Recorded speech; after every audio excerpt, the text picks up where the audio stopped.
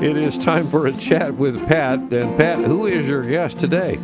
Well, today is Nathaniel Blake. He is a fellow at the Ethics and Public Policy Center, regular columnist for the Federalist, World Opinions, and other popular publications. He's received his doctorate from the Catholic University of America, and he lives in Virginia with his wife and children, and he has wrote a fantastic book called Victims of the Revolution, How Sexual Liberation Hurts Us All. Good morning, Nathaniel. How are you? I'm doing well. Thank you very much for having me. Oh, this book, and I must admit, I didn't get all the way through it. I'm trying to get through it because I'd love to have you on my show, The Virtuous Life, which is a longer time. But this book is what I've read so far is amazing. So let's kind of start by what do you see are all the factors or characteristics of this sexual revolution? And it's still being promoted as good, but it's had a devastating effect on our culture. What are these characteristics that we see here? Yes, well, we were told that if we indulged in sexual liberation, we'd be happier, we'd be living authentic lives, we would flourish. But even as our culture has embraced this ever more enthusiastically, we see the opposite happening. Americans are lonelier. Americans are not having good relationships. The dating culture for young people seems like a wasteland. And to do all of this, we're sustaining the sexual revolution through abortion and other evils. And the end result is Americans are unhappier and lonelier despite the promises. In contrast, Christianity offers a better way of life that I think we have an opportunity to proclaim to people as they are hurting. One of the things, Nathaniel, and I mean, I've always understood kind of abortion as an act of violence, right? An act of violence against the unborn. But you also obviously bring up in this book pornography and the violence that is attached to that. Is this kind of one of the things that is just kind of now spilling over into our culture in so many ways? Yes. One of the things that was somewhat shocking to me was just how violent pornography has gotten and just how much that is spilling over into the real world as you have a generation of young men who are raised on that. That's their sex education is what they see streamed online. And it's degrading, it's violent, and that's part of why young men and women seem to be so much set against each other is because young women don't really want a part of that. And then that just leaves young men and women even further alienated, less able to come together, form families, and have stable relationships with each other. Do you find that part of the biggest problem with kind of all of this is the idea of autonomy? We no longer say, is it good? We say, well, was it consensual? So do you think that's at the heart of so many of these issues coming out of this sexual revolution? Yes, it offers a false theological anthropology, which is just a fancy way of saying our understanding of who we are and what God made us for.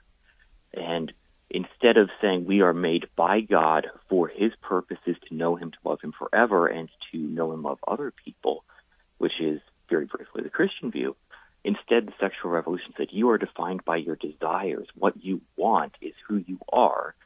And the key to this is to be independent, be autonomous, be whatever you want to be. So instead of being defined by God and the creation order that he made, we're defined by what we want.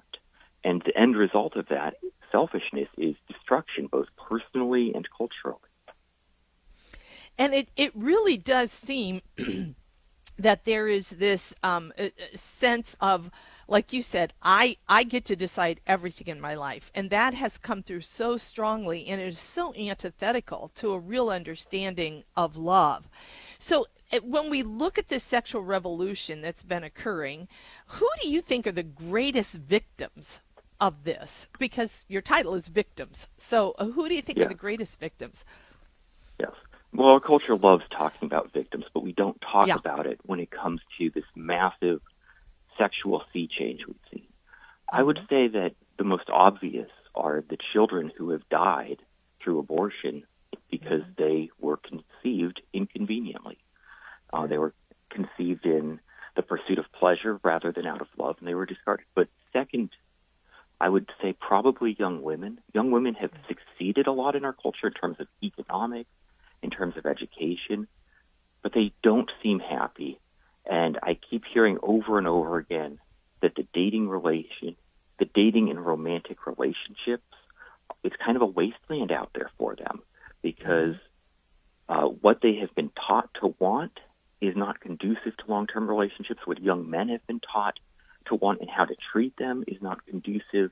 And instead of being loved and cherished and cared for, they are finding themselves in an antagonistic relationship with young men. They find themselves lonely, and they're not fulfilling the purposes that would bring them true fulfillment and happiness. Nathaniel, do you think part of that antagonism comes from this misunderstanding that we are different? When you're told all the time there's really not much difference between men and women, then you expect them to be like you, and when they're not, it aggravates you. So we don't understand this complementarity. Do you think that's part of the antagonism? I think that's absolutely part of it. I mean, it ties in with other things as well. The acceptance of same-sex relationships, the push for gender ideology where you can go from being a man to being a woman, supposedly, and so on. But yes, simply for the majority of people who, are attracted to the opposite sex and stuff, not understanding that they are different from you and how those differences are meant to be bring us together in solidarity and complementarity. As you said, it turns into a source of frustration and antipathy towards each other, because people don't understand how they're supposed to come together then. Mm-hmm. That's very true. Well, last thing I kind of want to focus on is you talk about, obviously, Christian sexual ethics is the only way forward. So the idea here is that it depends on the church and evangelization. Is that kind of what you're saying here? In part. I mean, I think that a strong example of family life is going to become a very strong Christian witness. I think it already is, and it'll become more so. But I also think Christianity offers a better way to live, and it offers people the fulfillment. It even offers people, on average, a better sex life, because married Christian couples who are coming together in love will actually be more satisfied than people who are cycling through relationships and spending a lot of time alone. And ultimately, of course, this points us back towards God. Most of us are called to the vocations of marriage and family in this life, and those also direct us towards our eschatological fulfillment, that great wedding feast where we're united with God in heaven. Wow, Nathaniel, I am so hoping that I can get you on the Virtuous Live, because I have so much more to talk to you about concerning this book.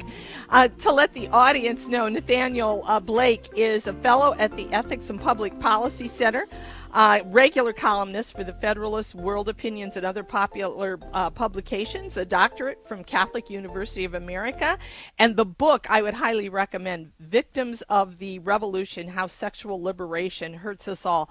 Thanks so much, Nathaniel. Thank you for having me on. Have a good day. Good weekend. You too. Okay, bye-bye. Bye. Well, what a great chat. Oh, I got to tell you, I love this feature. Man. This is a great book. I mean, like I said, I'm not through it yet, and I'm hoping we're working on getting him on the Virtuous Live so we can have a full hour with him talking about this book. It's amazing.